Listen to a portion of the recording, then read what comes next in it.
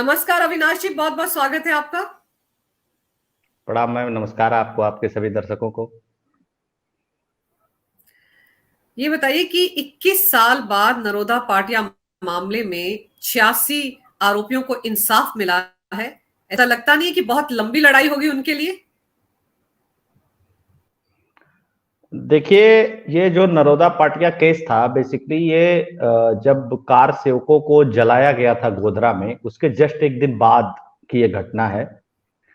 और ये इतना कंफ्यूजिंग केस था और पूरी तरह से, एक तरीके से कहा जाता है ना कि किसी को फंसाना है, उस तरीके का एक केस पूरा बनाया गया था कि जानबूझ करके इन लोगों को फंसाया जाए, इस तरीके की बातें।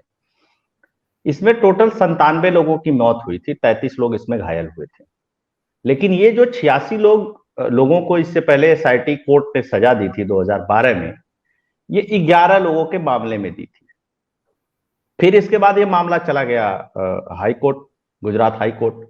गुजरात हाई कोर्ट ने 28 साल की सजा को कम करके 21 साल कर दिया और उसमें से 16 लोगों को बरी कर दिया। आज की डेट में स्थिति यह है कि इसमें से 86 अभियुक्तों में से 11 लोगों की तो मौत हो गई। उन लोगों ने अपराध नहीं किया और अपराध बोध के साथ ही वो 11 लोग चले गए। तो एक तो बहुत बड़ा सवाल है, जांच किस तरीके से होती है और कोर्ट किस तरीके से काम करता है इस तरीके के मामलों में या किसी भी तरीके के मामलों में। बहुत कुछ उसमें कहने सुनने की जरूरत नहीं है। भारत में कोर्ट किस तरीके से काम कर रहा है, 25-25 साल, 30-30 साल लोग जेल में रह रहे हैं, उसके बाद उनको 10 साल की सजा हो रही है। तो उनका वो समय कौन वापस करेगा, एक बड़ा मूलभूत सवाल है।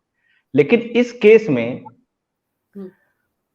कोई कोर्ट तो सजा दे देती है, कोई कोर्ट कुछ लोगों को बरी कर देती है। यह मामला 2019 में गया था, इन लोगों ने अपील की थी जब 16 लोगों को बरी करके बाकी लोगों को सजा दे दी गई, जिसमें माया कोडनानी थी और बाबू बजरंगी थे और बहुत सारे थे भाजपा के नेता और कार्यकर्ता बजरंग दल के। तो वहां पे सुप्रीम कोर्ट की टिप्पणी थी 2019 की कि इस केस में साक्ष्य पर्याप्त नहीं है और जमानत दे दिया था 4-5 लोगों को।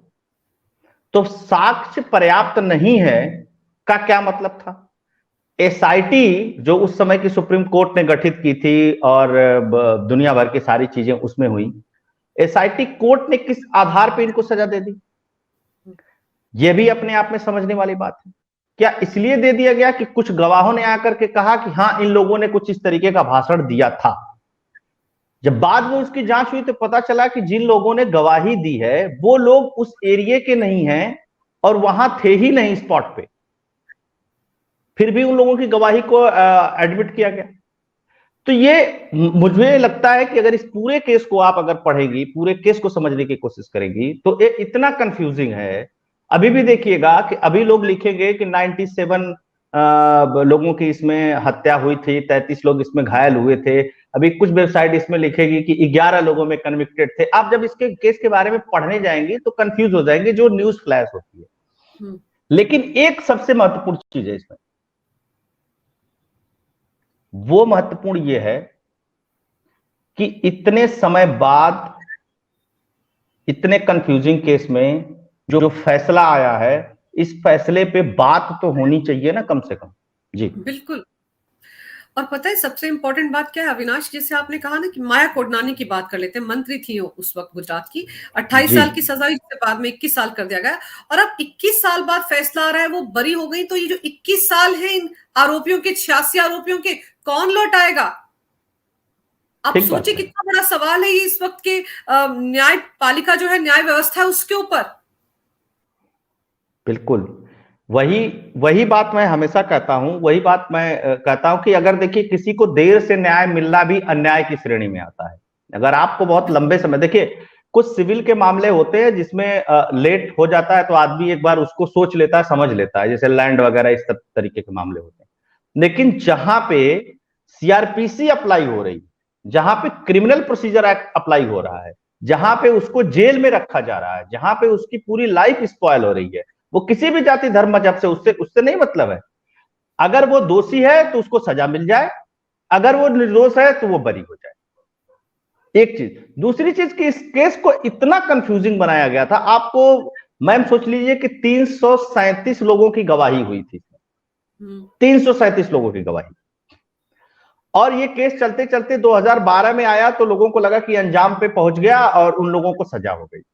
फिर री अपील में गया, री अपील में क्या हुआ, बाद में कोर्ट ने इस केस को सुनने के लिए स्पेशल कोर्ट बनाया कि भाई इतने लोग इसमें हैं स्टेक होल्डर, अगर इतने लोग स्टेक होल्डर हैं, अगर कोर्ट में आएंगे तो कोर्ट रूम ही छोटा पड़ जाएगा, एक साथ तो गवाही नहीं हो सकती, तो इसके लिए एक स्पेशल कोर्ट ही बना दिया।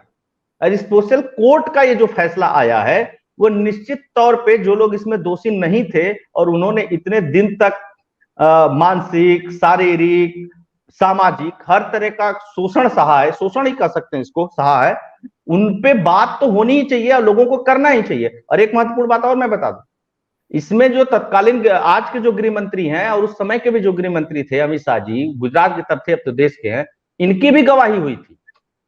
आखिर में इसी मामले में तो मोदी जी को और अमित शाह को और बहुत सारे लोगों को फंसाया गया था, फिर बाद में सुप्रीम कोर्ट से इन लोगों का फैसला आया। जी। लेकिन फिर अविनाश, जैसे आपने कहा ना कि 2019 में भी कहा गया था कि पर्याप्त सबूत नहीं मिल पाए हैं, इसलिए इन लोगों को, कुछ लोगों को जमानत दी गई। आज भी जो अहमदाबाद की स्पेशल कोर्ट है जिसने ये फैसला सुनाया है, वहां पर भी यही कहा गया है कि पर्याप्त सबूत मौजूद नहीं है आरोपियों के खिलाफ। तो जब ये बात आज से 4 साल पहले कह दी जाती है, फिर 4 साल तक ये मामला लटकता है और फिर वहीं तक पहुंच गया कि पर्याप्त सबूत नहीं है, तो ये मामला 21 साल से चल किस आधार पर रहा था, ये भी तो एक सवाल है ना। अब आप ये सोचिए कि तब भी एसआईटी की जांच हुई थी और आज भी जो फैसला आया वो एसआईटी की जांच पे ही आया है, और एसआईटी के जज जो बख्शी साहब है, स्पेशल जज, उन्होंने ये फैसला सुनाया है। अब आप ये सोचिए कि इसमें से तो ये इतना लंबा आपने इस मामले को खींचा, इतना लंबा सारा कुछ किया, इसमें से 11 लोगों की तो डेथ हो गई, वो तो गिल्टी में बेचारे मर गए होंगे कि हमने अपराध भी नहीं किया और हम अपराध की सजा भुगते। ये बड़ा सवाल है और ये एक ऐसा मामला नहीं है, पहली बार ऐसा हो रहा है इस देश में, बहुत बार ऐसा हो रहा है, बहुत सारे लोग छूटते हैं। तो कम से कम अकाउंटेबिलिटी तय होनी चाहिए, जांच एजेंसियों की भी और कोर्ट की भी।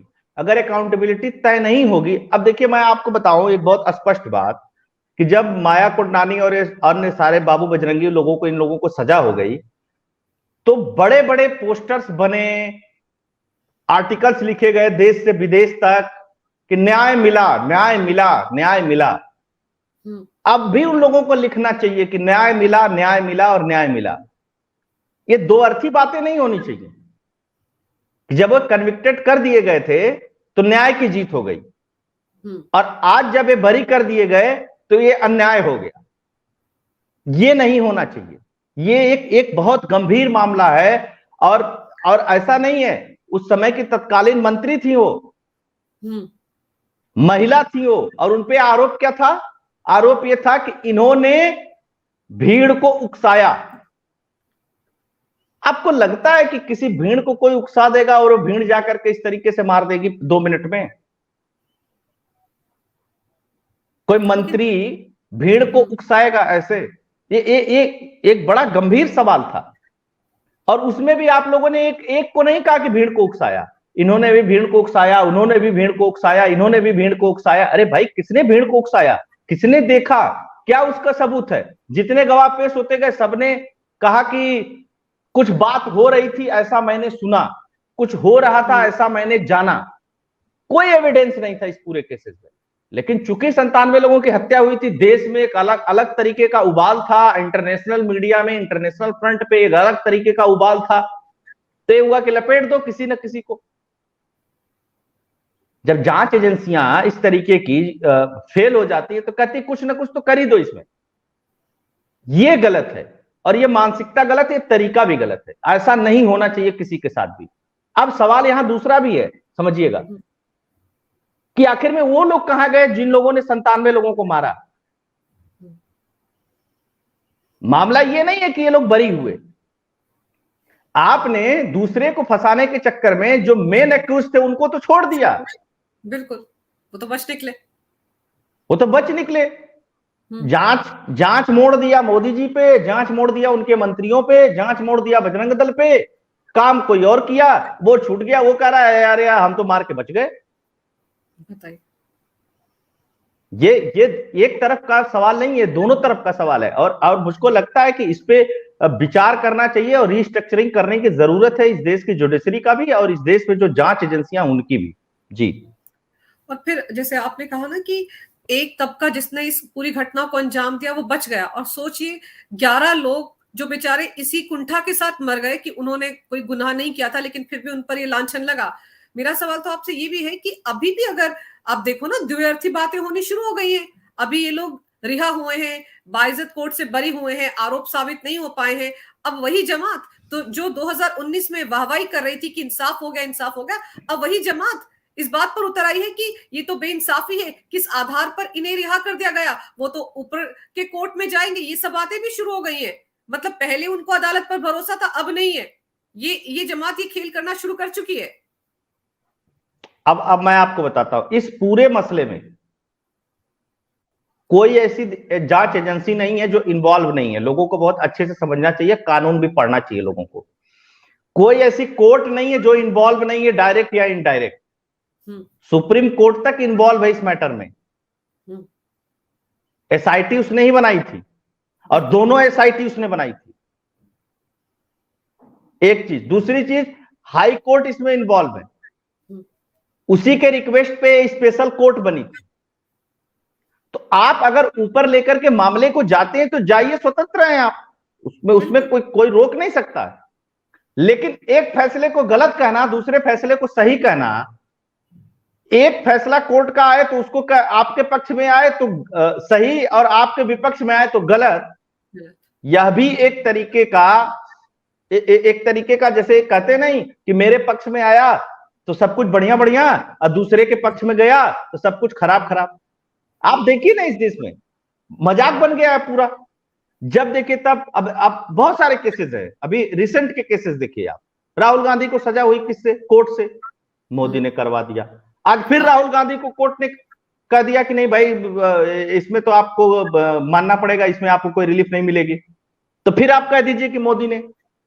हाई कोर्ट जाइए तो कह दिए मोदी ने, सुप्रीम कोर्ट जाइए वहां से भी हो जाए तो मोदी ने।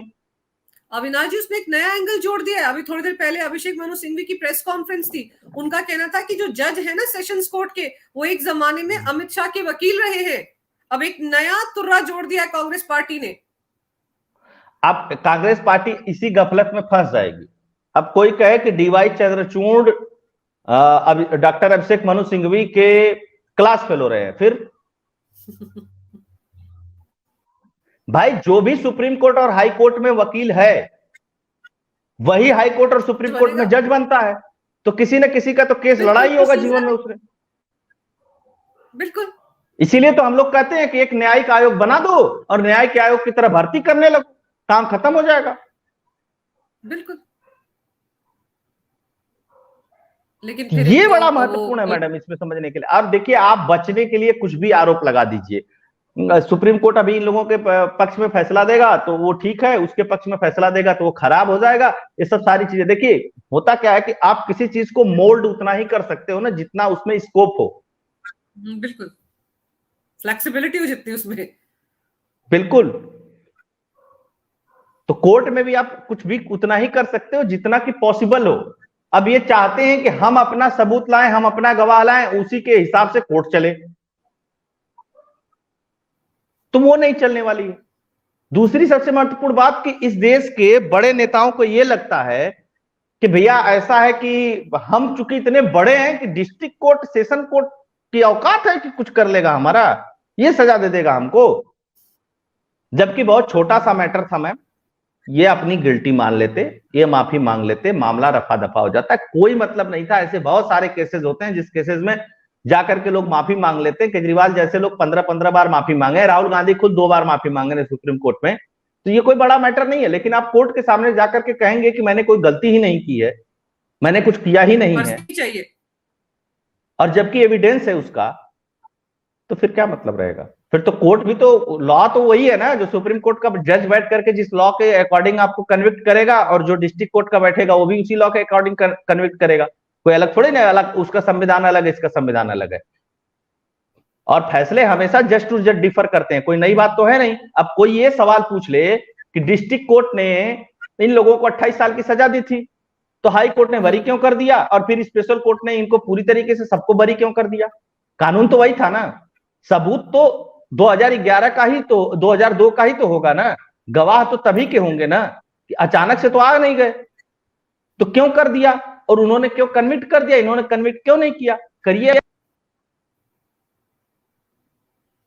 क्योंकि अविनाश जी, आप जो कह रहे हैं ना कि क्यों नहीं फिर उन जजों के विवेक पे सवाल उठाने शुरू कर देते हैं, क्योंकि आप देखिए जो सीजेएम कोर्ट था, राहुल गांधी के मामले की बात कर रही हूं, उनको लेकर जो सेशंस कोर्ट में याचिका डाली गई थी, अपील डाली गई थी राहुल गांधी की तरफ से, उसमें कहा गया था कि वो जो जज महोदय हैं उन्होंने जानबूझकर 2 साल की सजा सुनाई राहुल गांधी को, क्योंकि वो चाहते थे कि इनकी लोकसभा की सदस्यता चली जाए। ये पॉइंट भी जोड़ा था राहुल गांधी ने अपनी दलील में जो सेशन कोर्ट में रखी है। तो आप सोचिए कि आप जज के विवेक पर ही सवाल उठा रहे हैं, फिर आप उम्मीद करते हैं कि दूसरा जज आपको न्याय देगा। जज आखिरकार चाहे सेशन कोर्ट का हो, हाई कोर्ट का हो, सुप्रीम कोर्ट का हो, एक ही जमात से तो आते हैं, एक ही बिरादरी है उनकी, या नहीं? एक सिंपल, इन्होंने क्या, जज ने क्या कहा था, मैं आपको एग्जैक्ट बताता हूं। जज ने कहा था कि आपने मोदी समाज की बेइज्जती की है या उनके उनके खिलाफ इस तरीके की टिप्पणी की है, क्या आपको लगता है कि आपने गलत कहा है? इन्होंने कहा नहीं, मैंने कुछ गलत नहीं कहा, मैंने तो प्रधानमंत्री से सवाल उठाए थे। तो इन्होंने कहा, फिर इनसे पूछा गया क्या आपको लगता है कि आपको इस मामले में माफी मांगने की जरूरत है? उन्होंने कहा कि मैं माफी नहीं मांगूंगा। बाहर आकर कहते थे कि मैं सावरकर नहीं हूं, सावरकर वाले मुद्दे पे भी ये कहां चले गए, अब नहीं बोलते हैं। तो जज ने उठाया, तो जब आप मान ही नहीं रहे हो, जज आपको बार बार कह रहा है, वो तो कहो बहुत लिबरल जज था, उसने 30 दिन का समय दे दिया कि 30 दिन अपील करने के लिए। दूसरा होता तो कहता है आज ही जेल में डाल दो इनको। देखिए, आप प्रधानमंत्री हैं, आप बहुत बड़े नेता हैं, बहुत बड़े नेता के बेटे हैं, बहुत बड़ी पार्टी चलाते हैं, इट्स ओके। लेकिन कोर्ट में जब जाएंगे तो वहां सबूतों पे, गवाहों पे, दलीलों पे चीजें चलती हैं। अविनाश जी, बिल्किस बानो वाला केस देखिए ना, उसमें जो लोगों को रिहा किया गया उसको लेकर भी तो सुप्रीम कोर्ट में किस तरह की बहस चल रही है। गुजरात सरकार से वो फाइल मांगी जा रही है, गुजरात सरकार ने वो फाइल देने से इनकार कर दिया, उसके बाद किस तरह की बहसबाजी हो रही है वहां पर, वो भी तो देखिए। उस पर नहीं कोई बात कर रहा है। आप सोचिए कि बिल्किस बानो का केस गया कोर्ट में, जो दोषियों को सजा दी गई थी उनको छोड़ दिया गया, और कोई ऐसा नहीं कि रिसेंट में छोड़ा गया, वो 12-12, 14-14 साल जेल में रह चुके हैं। ठीक, इस देश में, इस देश के लोगों को समझने की बहुत अति आवश्यक है इस देश के कानून के बारे में। कोई भी राज्य सरकार, कोई भी केंद्र सरकार किसी की भी सजा को माफ नहीं कर सकती, उसके पास कोई राइट नहीं होता है, कोई अधिकार ही नहीं होता है। अगर इस तरीके से सजा माफी का अधिकार होता ना मैम, तो माया कोडनानी की सजा एक दिन मोदी जी उठाते और साइन कर देते कि माया कोडनानी बरी हो जाती। बिल्कुल, 21 साल तो तक देश के प्रधानमंत्री है, 9 साल से देश के प्रधानमंत्री हैं, और 2002 के पहले से वहां के मुख्यमंत्री हैं। कर देते कि नहीं कर देते? बिल्कुल कर देते। अगर सजा को कोई केंद्र सरकार या राज्य सरकार अगर कम कर सकती थी, तो इंदिरा गांधी को इमरजेंसी नहीं लगानी पड़ती जब राजनारायण के खिलाफ चुनाव हार गई थी या कोर्ट ने इनको कन्विक्टेड कर दिया था। तो क्या हुआ था? इमरजेंसी क्यों लगाया था इंदिरा गांधी ने? उनको कोर्ट ने ही तो कन्विक्टेड किया था। राजनारायण के खिलाफ एक चुनाव में धांधली का आरोप लगा था, कोर्ट ने कह दिया था हाँ धांधली हुई है, इनकी सदस्यता जाती है। यही तो हुआ था। इंदिरा गांधी खुद अपनी सजा नहीं बहाल कर लेती, कम कर लेती। फिर तो लेकिन सजा कौन कम करता है जी? फिर तो मैं कह रही हूँ कोई मंत्री आज तक कन्विक्ट ही नहीं होता, सबके हाँ? सब सर्वे होते। अब होता क्या है कि जैसे कन्विक्शन हो गया आपका, तो राष्ट्रपति और राज्यपाल के पास एक अब्सोल्यूट पावर होती है। वो पावर का प्रयोग करके ये किसी की भी सजा को कम कर सकते हैं, कम ही नहीं कर सकते, माफ कर सकते हैं। राष्ट्रपति के पास तो इतनी पावर है कि मौत की सजा भी अगर सुप्रीम कोर्ट ने दे दी है, सुप्रीम कोर्ट की बेंच ने दे दी है, फुल बेंच ने दे दी है, तब भी एक कलम चलाएगा राष्ट्रपति और कह देगा कि आज से तुमको माफ किया जाता है। और वो चैलेंज नहीं होता है। ये सोवरेन अथॉरिटी है, सोवरेन पावर है, और सोवरेन पावर कभी चैलेंज नहीं होता। तो जिसने भी जो जो बच्चे छूटे हैं उन बच्चों की एक रिपोर्ट बनी होगी, या जो भी थे एक्यूज थे, कह लीजिए उनको, जो भी कह लीजिए, वो जब छूटे बिल्किस बानो केस में, तो जेल अधीक्षक ने उनके चाल चलन का, जो भी जेल में इस तरह के सजा याफ्ता कैदी होता है उसके चाल चलन का एक रिकॉर्ड हर साल बनता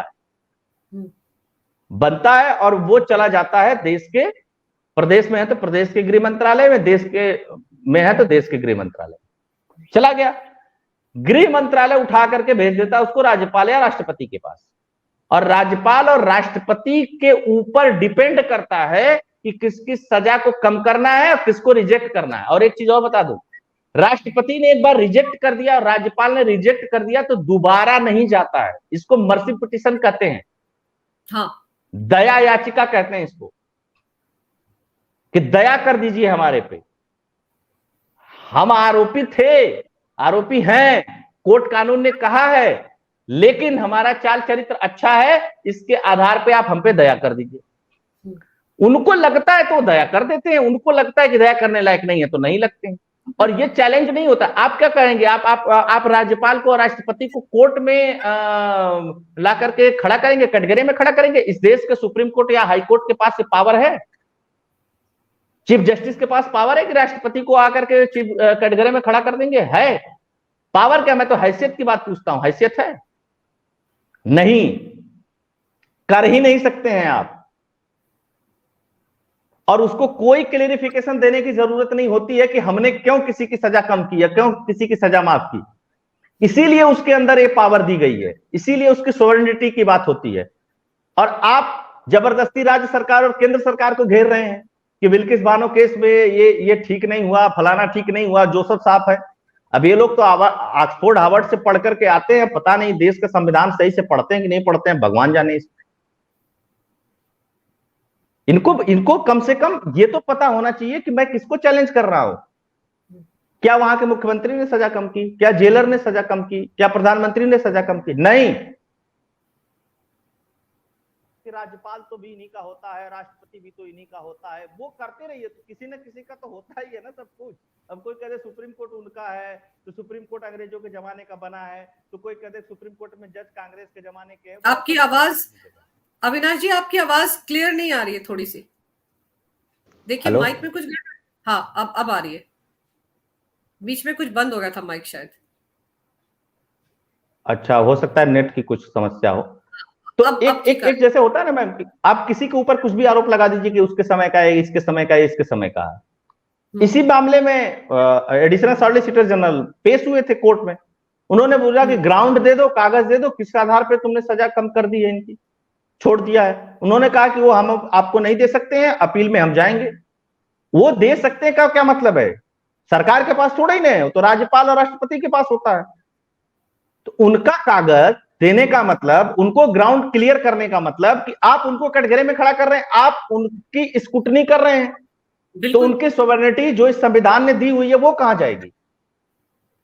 और देश भर के अखबार हल्ला मचाते हैं कि मोदी सरकार ने छोड़ दिया, भाजपा सरकार ने छोड़ दिया, इस सरकार ने। अरे कोई सरकार छोड़ सकती है क्या सजा याफ्ता को? गजब बात करते हैं लोग जी।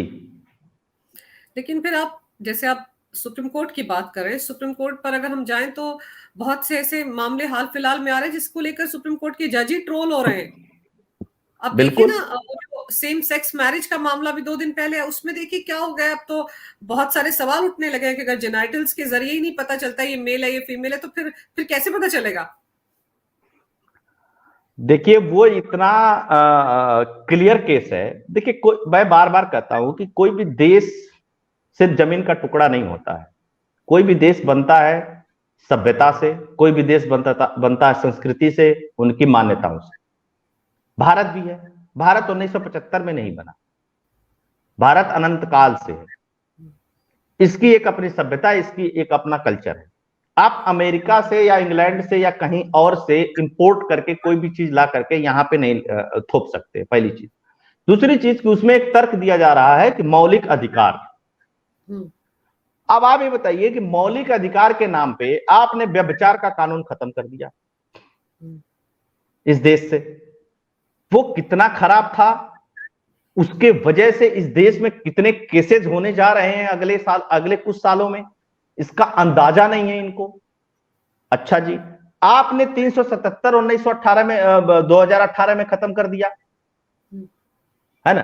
2018 में आपने क्या किया? एलजीबी वो जो था उस पे हाँ आपने ठीक। खत्म कर दिया वो सब सारी चीजें। आप अब कह रहे हैं कि अब शादी की मान्यता देनी चाहिए इनको, क्यों? विवाह, शादी, निकाह ये कोर्ट डिसाइड नहीं करेगा, ये समाज और उस धर्म की तरह से डिसाइड होता है। कोर्ट के डिसीजन लेने का मामला नहीं। आपने स्पेशल मैरिज एक्ट बनाया, उसके तहत दो अलग अलग धर्म के लोग शादी करते हैं, तो आपको मानवाधिकार नहीं नजर आता है, आपको मौलिक अधिकार नहीं नजर आता है। दो अलग अलग धर्म के लोग शादी करते हैं तो स्पेशल मैरिज एक्ट क्यों बनना चाहिए उसके लिए? शादी कर लिए, कर लिए भाई, उनका मौलिक अधिकार है शादी करने का। लेकिन नहीं, इस्लाम में 4 शादियां होती हैं, हिंदू में 4 शादी नहीं वैलिड है। हमारे यहां तलाक होता है, हमारे यहां संबंध विच्छेद होता है तो उसके नियम अलग है, इस्लाम में होता है तो अलग है। अच्छा, इसको भी छोड़िए, आप कह रहे हैं कि इनको समाज में जीने का एक अधिकार मिलना चाहिए, इसके तहत, किसके तहत? इस देश में 97 से 98% के बीच में शादियां रजिस्टर्ड नहीं है। जो दर्शक इस वीडियो को देख रहे हैं वो भी पता करेंगे तो उनके फैमिली में या खुद उनकी शादियां रजिस्टर्ड नहीं होंगी। तो आपकी शादियां रजिस्टर्ड नहीं है तो आपकी शादी को मान्यता किसने दिया है? इस देश के संविधान ने, समाज ने दिया है, संस्कृति ने दिया है। और आप कह रहे हैं कि दो दो सेम सेक्स के लोग अगर शादी कर लेंगे तो समाज में उनको मान्यता मिल जाएगी? बिल्कुल नहीं, ये आप गलत प्रिडिक्ट कर रहे हैं। आपने आरक्षण दिया 75 साल पहले, अंग्रेजों के समय में अनुसूची में शामिल हुआ। क्या कह सकता है कोई कि एससी एसटी समाज के लोगों को समाज में बराबरी का दर्जा मिल चुका है? बिल्कुल भी नहीं। कानून से मिलेगा ये सब कुछ, आपको लगता है? दूसरी चीज, किस जो विवाह, देखिए, संबंध बनाना किसी के साथ अलग बात है, विवाह होता जो है, जो शादी होती, जो निकाह होती, एक संस्था है और इसका मतलब होता है कि समाज मान्यता दे रहा है कि आप वंश वृद्धि करिए। और आप अगर इसके तहत नहीं आते हैं तो उसी संबंध को नाजायज संबंध कहा जाता है। लेकिन आपने तो व्यभिचार का कानून हटा करके पहले ही नाजायज संबंधों को मान्यता दे दिया। ये अप्राकृतिक संबंध का क्या मतलब होता है? आप एक तरफ कह रहे हैं कि हम नेचुरल जस्टिस देने जा रहे हैं, दूसरी तरफ आप अननेचुरल सेक्स को प्रमोट कर रहे हैं। प्रकृति ने अलाउ नहीं किया इसको ना, तो जिसको प्रकृति ने अलाउ नहीं किया उसको आप अलाउ करके कह रहे हैं कि ये प्राकृतिक न्याय है। मिलाट, आप और आपकी बुद्धि, मतलब मैं नहीं समझ पाया। ड्यू रिस्पेक्ट, ये बहस का भी विषय है। ठीक है, आपने 377 हटा दिया, आपने उसको सीआरपीसी से हटा दिया कि भैया ये अब क्राइम नहीं होगा। चलिए ठीक है, कोई बात नहीं है, क्राइम नहीं होना चाहिए, इस बात को मान लिया जाता है एक बार को। लेकिन 377 पूरी तरह से क्वेश्चन नहीं किया। पशुओं के संबंध में अभी भी आपने कहा है कि सजा होगी।